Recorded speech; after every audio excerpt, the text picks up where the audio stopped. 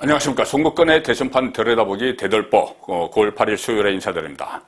자, 윤석열 고발 청탁 의혹 관련해서 김웅 의원이 오늘 오전에 기자회견을 가졌죠. 기자회견을 가졌는데 맹탕이다 이런 지적이 나오고 있습니다.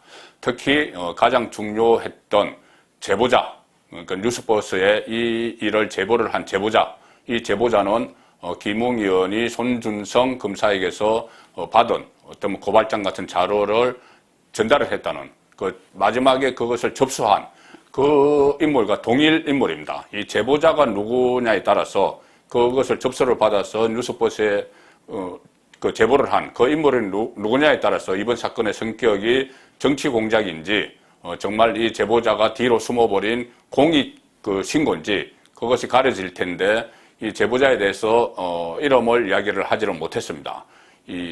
공익 신고를 해버렸기 때문에 공익 신고 제보자는 보호가 되죠. 여러 가지 의문은 있습니다. 어떻게 왜 국민권익위원회에 하지 않고 대검, 지금 문재인 정권이 장악한 대검에 가서 김호수 검찰총장이 지휘하는 또 한동수 감찰부장이 지금 이 사건을 감찰을 하고 있는데 거기에 가서 숨어버렸는지 이런 의혹들이 있는데 어쨌든 이 맹탕 기자회견은 오늘 맹탕이었습니다. 맹탕 기자회견을 했고, 자, 이번 사건의 핵심을 보면은 딱 두 가지입니다. 하나는 뭐냐면은 이 고발 청탁 의혹, 이 고발 청탁 의혹인데 이 고발 청탁 의혹도 또 둘로 갈라지죠. 하나는 윤석열이 개입이 돼 있는지 안 돼 있는지, 그리고 또 하나는 이 고발장 자체가 날조가 된 건지 아닌지. 지금 윤석열 쪽에서는 날조라고 이야기를 하죠. 그 사안은 따로 다뤄야 되고, 또 하나의 사안이 바로 이겁니다. 이 1년 5개월이 지났죠. 작년 4.15 총선 전에 이것을 고발 의뢰를 했다. 실제로 고발은 안 됐습니다. 1년 5개월이 지나서 인터넷 매체에 왜 이것이 제보가 됐느냐. 자, 특정 매체에 왜 이것이 제보가 됐느냐. 그래서 이것이 이 정치 공작 아니냐. 이런 의문인데, 자, 정치 공작이라면은 이 제보자가 정치 공작을 주도를 했겠죠. 그 전에 이 문건 자체가 날조인지 아닌지는 또 별개의 문제를 일단 놔두고 이것을 제보를 했다면은 정치 공작이라면은 이 제보자가 어떤 목적으로 특정 대선 후보를 겨냥을 한 것인가? 이 문제가 생기는 것이죠. 어떤 목적으로 왜 윤석열을 겨냥을 한 것인가? 이렇게 되는 겁니다. 이 제보자는 이 키맨이 아니고 키우먼입니다. 자, 여성인데 어쨌든 이 당 저 당을 많이 옮겨 다니는 여성인데, 자, 김웅은 이렇게 이야기를 했었죠. 언론 인터뷰에서 이 제보자가 윤석열과 유승민을 둘 다 잡으려고 하는 것 같아. 이렇게 이야기를 했습니다. 일단, 자, 윤석열은 지금 이 사주 고발, 청탁 고발, 여기에 대해서 마치 이 배후에 있는 것처럼 이야기가 되고 있으니 윤석열을 잡으려 한 것 같아. 그리고 왜 또 유승민은 잡으려고 했느냐. 그것은 이 김웅 본인이 유승민 캠프의 대변인이기 때문에 본인이 전달을 해서 본인도 연루가 돼서 오늘 윤석열 캠프 대변인직을 사퇴한다 이렇게 이야기했으니 이 윤석열과 유승민 둘 다 잡으려고 하는 것 같아. 자, 이렇게 이야기를 했습니다. 그런데 만약에 그대로 윤석열과 유승민을 잡으려고 했다면은 그러면 제보자는 누구 편이냐? 누구 편일까? 이 국민의힘 안에 국민의힘 선대위에 2020년 총선 때 선대위에 있었다는 이야기까지 나왔죠. 그러면 국민의힘 안의 다른 내부자, 다른 경선 후보 쪽을 위해서 이렇게 하는 것일까? 이런 이야기가 나왔는데, 자, 그런데 지금 오늘부터는 좀 다른 이야기가 나오기 시작을 합니다. 자, 윤석열과 유승민을 꺾고 누구를 대통령으로 만들기 위해서 이렇게 할까? 그리고 또 혹은 어느 진영에 유리해지도록 이렇게 할까? 이런 이야기인데, 자, 김웅은 이렇게 이야기했습니다. 이 제보자가 당 밖의 국민의힘 밖의 황당한 캠프에 가 있다. 당 밖의 황당한 캠프에 가 있다. 이렇게 이야기를 했습니다. 자, 그러면은 일단 이 김웅 말 그대로 하면은 국민의힘 후보가 아니고 당 밖이라면은 지금 당 밖에 다른 거 없습니다. 민주당 캠프가 있죠. 민주당 캠프가 있는데 오늘 여러 가지 취재 결과나 또는 정가에 놔두는 이야기를 종합해 보면은, 자, 어느 캠프일까? 이 이야기가 나오는데 일단 당 밖의 황당한 캠프가 어딜까? 이 하나 단서가 오늘 김웅 기자회견에서 하나 나왔습니다. 기자회견에서 이런 질문이 이런 게 나왔죠. 질문이 뭐가 나왔냐면은 기자 질문 중에 하나가 제보자가 현재 더불어민주당 대권 주자 추미애 전 법무부 장관 캠프 소속 아니냐, 이런 질문이 나왔습니다. 이 기자가 왜 이렇게 질문을 했냐면은 여의도 정가에 그런 이야기들이 퍼져 있기 때문이죠. 그런데 여기에 대해서 김웅은 웃으면서 너무 나간 것 같아, 이렇게 이야기했습니다. 황당한 캠프인데 본인이 이야기했지만은 너무 나간 것 같아, 이렇게 이야기했습니다. 그런데 오늘 이 김어준 문재인 정권의 외곽 실세죠.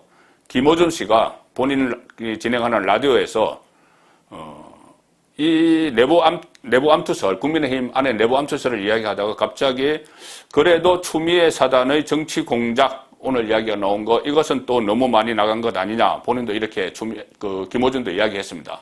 그래서 김어준도 추미애 사단 이야기에 대해서, 추미애 캠프 이야기에 대해서 좀 어떻게 보면은 좀 공론화가 되는데, 거기에 김어준도 이렇게 가담을 하는 그런 모습을 보였습니다. 어떤 의도로 그렇게 했는지는 모르겠는데, 어쨌든 이 제보자가 추미애 사단, 정치 공작의 일환이었다, 뭐 이런 비슷한 이야기를 김어준 씨가 본인 입으로 한 것이죠. 그리고 너무 나간 것 같아, 일단 그렇게 하면서 이 연막을 치기는 쳤습니다. 자, 어쨌든 이런 상황에서 그러면 추미애 캠프가 황당한 캠프인가, 김웅이 말한 황당한 캠프인가, 이 논란이 조금 더 지금 진행이 되고 있는 그런 상황이고, 또 하나는, 자, 지금 정치권에서는 이 제보자 C입니다.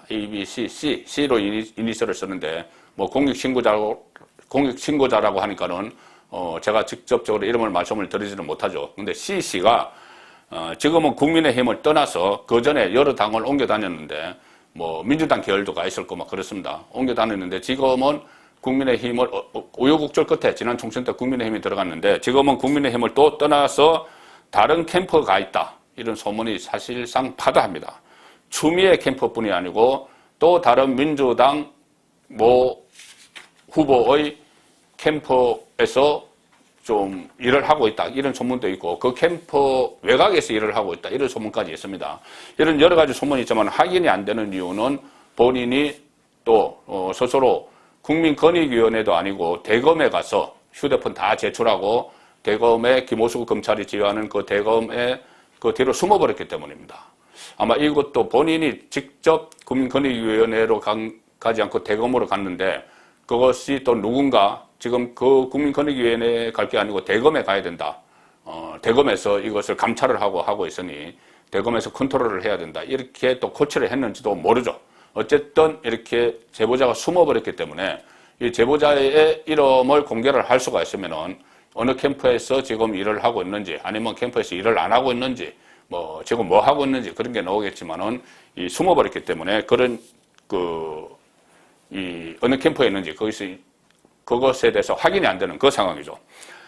그리고 또 정가에서는 여러 가지 소문이 나두는데 더 황당한 얘기도 나옵니다. 황당한 캠프, 김웅이 이야기했지만 더 황당한 이야기도 나오는 것이, 이 제보자 C씨가 과거에 이 당 저 당 막 옮겨 다녔습니다. 옮겨 다닐 때 그때 인연을 맺었던 사람이 있는데, 그 사람이 지금은 문재인 정권의 핵심 요직에 있습니다. 문재인 정권의 핵심 요직에 있습니다. 그래서 그 모 인사와 업무적으로 그때 같은 당에 있었습니다. 상당히 친밀한 관계였기 때문에 그 인사가 지금 문재인 정권의 핵심 요직에 있기 때문에 이것도 무슨 관련이 있는 것 아닌가, 이런 말이 나오는데, 상당히 저도 조심스럽게 지금 말씀을 드리고 있죠. 확인이 안 됐기 때문에. 그리고 만약에 본인의 이름이 특정되면은 뭐 여러 가지 과거 자료도 제가 들춰 보여드리고 이렇게 할 수가 있는데, 자, 그러지는 못하는 상황인데, 어쨌든 정가에서는 지금 문재인 정권의 핵심 요직에 있는 모 인사와 제보자 C씨가 밀접한 그 업무 관계에 있다, 자, 그런 이야기가 나오는 상황입니다. 일단 지금 제보자 C씨가 지금은 공익신고자 이렇게 자처를 하면서 김호수 검찰의 보호를 받고 있지만 지금 언론에 먼저 제보를 한 것이 과연 공익신고냐 이런 논란이 있기 때문에 이 공익신고자로서의 보호막이 거쳐지게 되면은 엄청난 이 후폭풍이 지금 대선 종국에 몰아닥칠 수가 있습니다. 자, 윤석열 이 고발 청탁 의혹, 만약에 이것이 어느 정도 어디까지 진행될지는 모르겠지만은 만약에 이 제보자 C씨의 신원이 밝혀지고 어느 캠프에서 일을 했고 지금 문재인 정권의 핵심 인사와 어떤 관계가 있고 이런 것이 이슈가 되면은 이 고발 청탁 의혹은 묻힙니다. 지금 윤석열 전 총장이 관여됐다는 그런 정황은 전혀 나타나지 않고 있는데 어쨌든 손준성 차원에서 했든지 간에 이것은 묻히고 오히려 정치 공작, 이 제보자 C씨에 의한 정치 공작, 이것만 여론화가 되겠죠. 자, 그러면 어떻게 되냐면 꼬리가 몸통을 흔드는, 정치권에서는 자주 일어나는 상황입니다. 꼬리가 오히려 몸통을 흔들어 버려서 이 몸통 자체는 없어져 버리는, 자, 그런 상황이 나타날 수가 있는 것이죠. 꼬리가 몸통을 흔든 경우는 과거에 크게 두 가지가 있었죠. 기억하시겠지만은 과거에 3당 합당, 1990년대 3당 합당할 때 그때 내각제 합의를 했었죠. YSJP 했는데 YS가 그 내각제 합의를 파기를 했습니다. 그런데 파기를 한 거기에 대해서 문제가 삼는 것이 아니고 그 내각제 합의 각서가 어떻게 유출됐느냐, 어떤 정치 공작에 의해서 유출됐느냐, 그렇게 해서 결국 합의 각서를 파기한 YS 책임을 묻혀버렸죠. 유초를 어느 쪽에 했느냐. 자, 그것이 쟁점이 돼버린 적이 있었죠. 그 또 하나는 1992년 대선 때 부산에서 있었던 초원 복국집 사건입니다. 그때 정부 관계자와 지역 유지들이 모여서 일종의 지역주의 조장 이런 발언들이 오갔는데 그게 문제 삼는 것이 아니고 관건 선거였죠. 그때 법무부 장관, 검찰총장 막 이렇게 참석을 했는데 관건 선거를 문제 삼는 게 아니고 그 모임을 도청한 사람이 주체가 누구냐? 누가 도청을 했느냐? 그래서 그때 정주영 현대 회장이 출마를 했었죠. 그쪽에서 도청을 했다. 이래서 도청이 문제가 되면서 지역주의 조장, 그러니까 관건 선거는 묻혀버리는, 그러니까 꼬리가 몸통을 흔드는 그런 사례들이 정치권에서는 종종 있습니다. 그래서 이번에도 아마 이 고발 청탁 의혹, 여기에 윤석열 전 총장이 관여됐다는 정황은 거의 지금 없는 걸로 되어 있습니다만은 어쨌든 이것이 묻혀버리고 이 제보자 C씨가 나타나면은 이것이 여론화되면서 정치판을 크게 흔들 수 있는 정치 공작이 되면서 자, 그런 가능성이 지금 상당히 가능성이 높아졌다. 그렇게 제가 말씀을 드릴 수가 있습니다. 그래서 이번 고발 청탁 사건이 이 대선판을 완전히 바꿔놓을 가능성, 그런 가능성이 있다는 말씀을 드리고 또 대선판을 바꿔놓는 것이 우선 고발 청탁이 실제로 있었기 때문에 그렇다는 것이 아니고 이것을 기획한 그 일이 있었든지 없었든지 1년 몇 개월이 지난 지금 시점에 다시 이것을 이슈화시킨 그 주체 세력이 어디냐, 거기에 따라서 이번 대선판이 크게 흔들릴 수 있다. 그런 예상을 해봅니다. 송국권의 대들보였습니다.